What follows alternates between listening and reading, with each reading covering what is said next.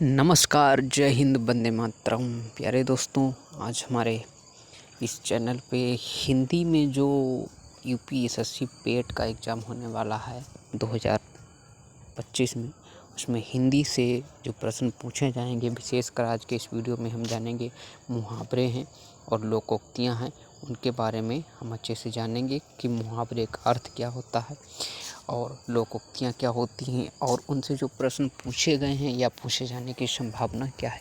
इस प्रकार के प्रश्नों को हम जानेंगे, तो ध्यान से सुनेंगे और समझेंगे। इस वीडियो के माध्यम से आसानी से हम समझ पाएंगे। तो आइए दोस्तों, आगे बढ़ते हैं। चैनल को सब्सक्राइब कर लें, वीडियो को लाइक कर दें दोस्तों। और छोटी सी जानकारी ये है कि इस वीडियो में हम क्या क्या पढ़ेंगे। तो पहले तो मुहावरे क्या होता है, मुहावरा जानेंगे, फिर मुहावरा किसे कहते हैं, मुहावरा का अर्थ क्या है, वाक्य प्रयोग क्या है, PYQ उसके देखेंगे।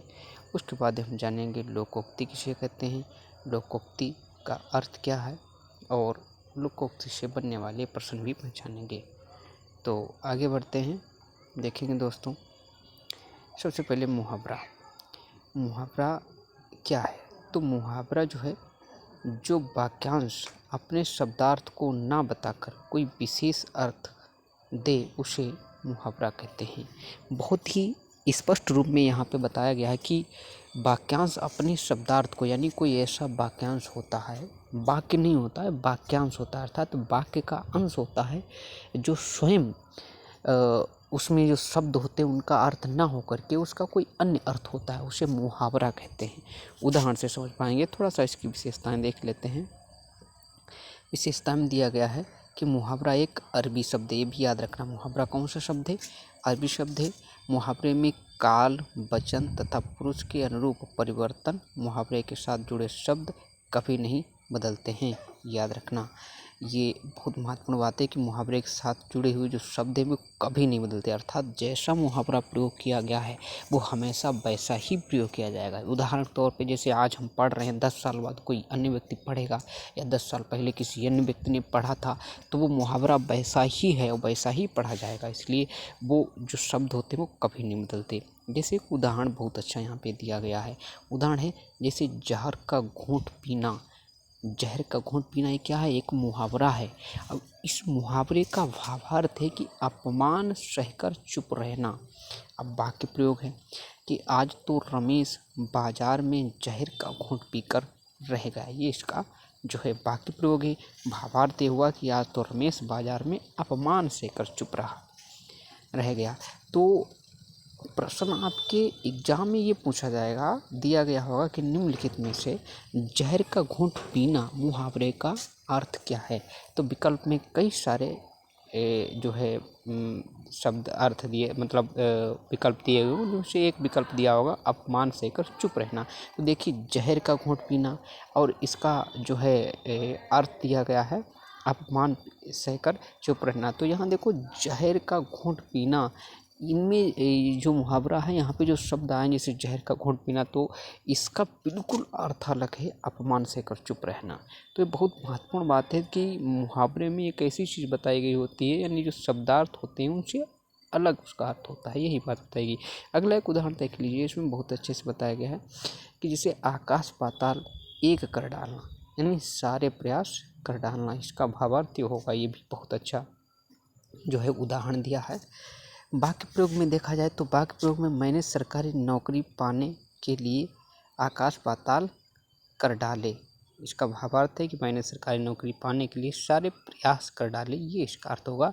एक देखिए, जूम करके आपको दिखा दें दोस्तों, ये एक मुहावरा है, यूपीएससी पेट 2023 में आया हुआ है और इसका जो मुहावरा है यहाँ पे लिखा हुआ है मुहावरे में कि हाथ को न सूझना, हाथ को हाथ न सूझना, यानी मुहावरे का अर्थ बताया है असमंजस में पड़ना, कुछ काम न सूझना, बहुत घना अंधेरा होना, भौचक्का रह जाने, हाथ को हाथ न सूझना। तो इसका आप सब लोग कमेंट करके हमें बताएंगे सही उत्तर इसका क्या होगा।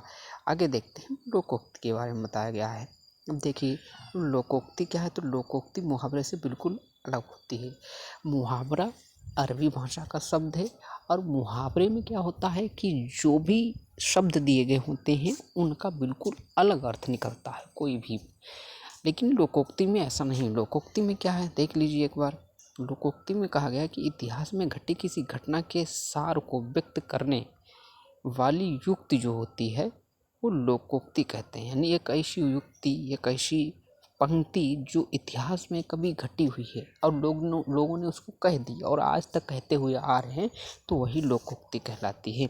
आगे देखिए, हम और इसकी विशेषताएं जान लेते हैं। लोकोक्ति संस्कृत भाषा का शब्द है। लोकोक्ति में किसी प्रकार का कोई परिवर्तन जो है नहीं होता है। याद रखना, लोकोक्ति में किसी प्रकार का कोई परिवर्तन नहीं होता। लोकोक्ति स्वतंत्र रूप में प्रयोग होती है। लोकोक्ति में वाक्य प्रयोग करते समय पहले घटना का वर्णन होता है, फिर लोकोक्ति का वर्णन होता है। अब जैसे हम एक उदाहरण देखते हैं, फिर पहचानेंगे।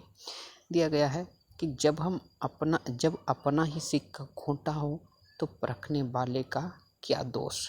तो बहुत अच्छी लोकोक्ति है, कई बार ये पूछी गई कई सारे एग्जाम में, तो इसको याद रखना है आपको। जब हम लोकोक्ति है कि जब अपना ही सिक्का खोटा, तो देखिए ये क्या है, ये घटना का जो है एक लोकोक्ति, उसमें घटना दी गई, मतलब कुछ बताया गया है कि जब अपना ही सिक्का खोटा तो परखने वाले का क्या दोष। तो जो पहले कुछ बात कही गई होती है और फिर उसके बाद में उसका वर्णन किया गया होता है। तो इसमें देखिए इसका भावार्थ हो जाएगा, जब अपना ही सिक्का खोटा तो परखने वाले को क्या दोष। तो इसका भावार्थ है अपनी ही दोषपूर्ण वस्तु की निंदा सुनना, ये इसका भावार्थ है। वाक्य प्रयोग में देखेंगे, राहुल जब सुनील की बुराई सुनता है तो उसे बड़ा गुस्सा आता है, किंतु वह ये सोचकर चुप रह जाता है कि जब अपना ही सिक्का खोटा हो तो परखने वाले का क्या दोष। अगला उदाहरण देख लेते हैं। बहुत अच्छी प्रचलित लोकोक्ति है कि आए थे हरिभजन को ओटन लगे कपास। तो इसका भावार्थ है उच्च काम को छोड़कर निम्न काम में लगाना। ये बहुत महत्वपूर्ण बात है। ये अच्छी लोकोक्ति है कि आए थे हरिभजन को ओटन लगे कपास। तो इसका भावार्थ होगा उच्च काम को छोड़कर निम्न काम में लगना। अगला है, देखो, अटका बनिया दे, ये इम्पोर्टेंट में आती है, याद रखना। इसको आप लिख सकते हैं, नोट कर लें किसी भी तरीके से, कई बार पूछी गई। अटका बनिया दे उधार, इसका मतलब होता है अपनी गर्ज पर दबना पड़ता है, यानी अपनी गर्ज पर दबना पड़ता है। अब देखिए जूम करके कुछ उदाहरण हैं दिए गए हैं मुहावरे के, देख सकते हैं, आप पढ़ सकते हैं अच्छे से। जैसे डूबते को तिनके का सहारा, यहाँ पे दिया गया है, ये मुहावरा है। तो आपत्ति के समय थोड़ी सहायता मिलना ही ये इसका भावार्थ होगा। एक हाथ से ताली नहीं बजती, अर्थात एक ओर से झगड़ा कभी नहीं होता। बिल्ली के भाग से जो है छींका टूटा तो अचानक लाभ होना, कितना अच्छा जो है ये पढ़ रहे हैं हम। ये क्या है, ये मुहावरे हैं। उसके बाद में देखिए, न नवमल तेल होगा न राधा नाचेगी, आदमी जाने बसे सोना जाने जैसे। इस प्रकार से जो है प्रैक्टिस कर सकते हैं, मुहावरे लोकोक्तियाँ दी हुई हैं। और इस प्रकार जो है बहुत अच्छे यहाँ पे उदाहरण हैं, इनको आप पढ़ सकते हैं। जितने अभ्यास करेंगे उतना अच्छा होगा। देखो लोकोक्तियाँ भी यहाँ पे कुछ दी गई हैं, जैसे लोकोक्ति का अपना रख पराया चख, अर्थात अपनी वस्तु की रक्षा दूसरे से नहीं करनी चाहिए। देखो दिया गया अपनी दूसरी वस्तु का उपभोग, यानी अपनी वस्तु की रक्षा और दूसरी वस्तु का उपभोग, इस प्रकार से यहाँ पे दिया गया है। और आप पढ़ सकते हैं, उल्टा चोर कोतवाल को डांटे, बहुत बढ़िया लोकोक्ति है। उल्टा चोर कोतवाल को डांटे कई बार पूछा गया है। यही जान लीजिए कि ये मुहावरा नहीं लोकोक्ति है, और इसका मतलब होता है स्वयं दोषी होकर निर्दोष को दोषी ठहराना। इस प्रकार से उंगली पकड़कर पहुँचा पकड़ना, देखो दिया गया है, उंगली पकड़कर पहुँचा पकड़ना, यहाँ पे बहुत बढ़िया लोकोक्ति है। थोड़ा सहारा पाकर पूरे पर दावा करना, इस प्रकार दिया गया है। इसके बाद में देखिए कुछ प्रश्न हैं, उनको हम करेंगे। चांदी का जूता मारना मुहावरे का सही अर्थ में से कौन सा है। रिश्वत देना, परवाह न करना, बहुत पीटा आनंद। देखो ये आया हुआ क्वेश्चन है, 2023 में आया है। 2023 में जो एग्ज़ाम हुआ पेट का, उसमें आया है। 2023 में जो पेट का एग्ज़ाम हुआ उसमें आया है। तो इसका सही उत्तर हो जाएगा रिश्वत देना। सही आंसर क्या होगा, रिश्वत, यानी चांदी का जूता मारना का अर्थ होता है रिश्वत देना, याद रखना। और एक हिंदी का क्वेश्चन है, देखो अलग से क्वेश्चन आ गया है कि भारतीय आत्मा किस कवि को कहा जाता है। तो याद रखना दोस्तों, भारतीय आत्मा जो कहा जाता है वो माखनलाल चतुर्वेदी को कहा जाता है। बहुत महत्वपूर्ण अच्छा क्वेश्चन है। भारतीय आत्मा किस कवि को कहा जाता है, तो माखनलाल चतुर्वेदी को। अब इनको क्यों कहा जाता है कि इन्होंने साहित्य में जो रचनाएं लिखी हैं अपने आप आपको अपने जीवन का जो समर्पण है लेखन के माध्यम से, साहित्य के माध्यम से बहुत अच्छे तरीके से व्यक्त किया है, इसीलिए इनको भारतीय आत्मा कहा जाता है। आगे देखिए दोस्तों, हम आगे बढ़ते हैं। ये अभ्यास प्रश्न देखो दिए गए हैं, मुहावरों के ही अंगारों को लेटना यानी खतरनाक कार्य करना, रंग जमाना। देखो कितने अच्छे अच्छे उदाहरण इनकी। आप अभ्यास जितना ज़्यादा अभ्यास करेंगे उतने ही ज़्यादा अच्छे से आप पढ़ पाएंगे और आपके कॉन्सेप्ट क्लियर हो जाएगा। अक्ल का दुश्मन मूर्ख होना बहुत बढ़िया मुहावरा है। अंधेरे का दीपक आशा का स्रोत, आगा पीछा करना है चापलूसी करना। इस प्रकार से प्रैक्टिस में बहुत ईंट से ईंट बजाना, बुरी तरह पराजित होना, बहुत बढ़िया जो है मुहावरे हैं, लोकोक्तियाँ हैं।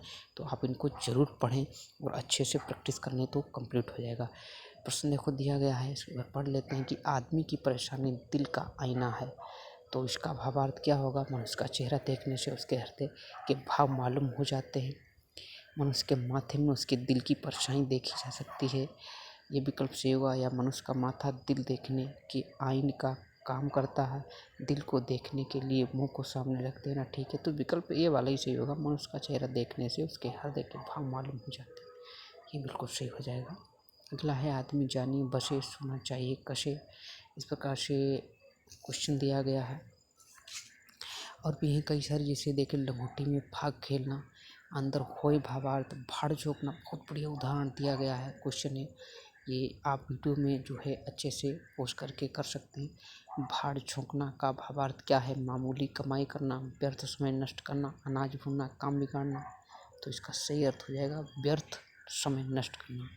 पांचों उंगलियां घी का भावार्थ है लाभ ही लाभ होना या अधिक लाभ होना, तरमाल सब इच्छा है। तो इस प्रकार से क्वेश्चन दिए गए हैं विकल्प में, तो अच्छे से याद रखना है दोस्तों।